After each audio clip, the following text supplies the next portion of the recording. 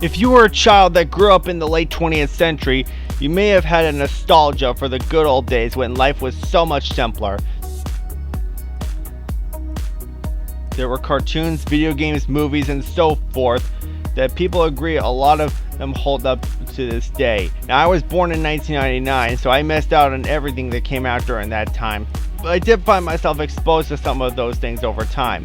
One of them was Animaniacs, a Steven Spielberg produced cartoon show that ran for 5 seasons and 99 episodes plus Wacko Wish, all from 1993 to 1999.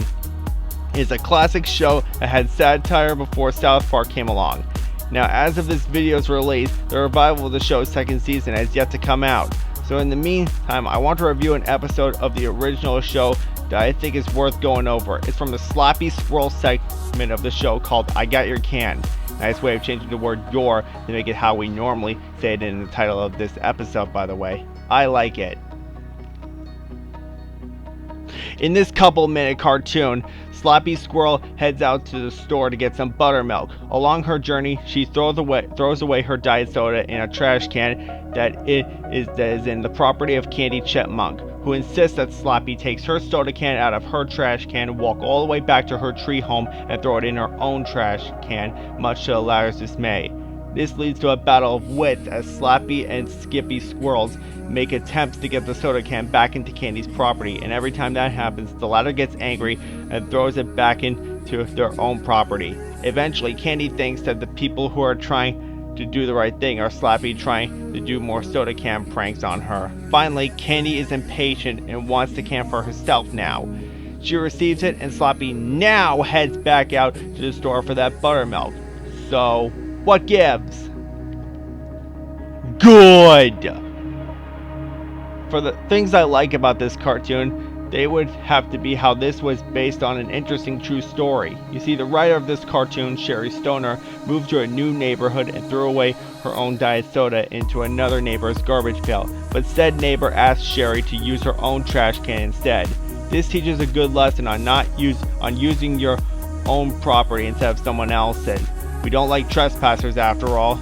I just enjoy the different ways Slappy and Skippy try to get that can into Candy's property until Candy herself thinks that anyone at her house is trying to sell her that tiny little can.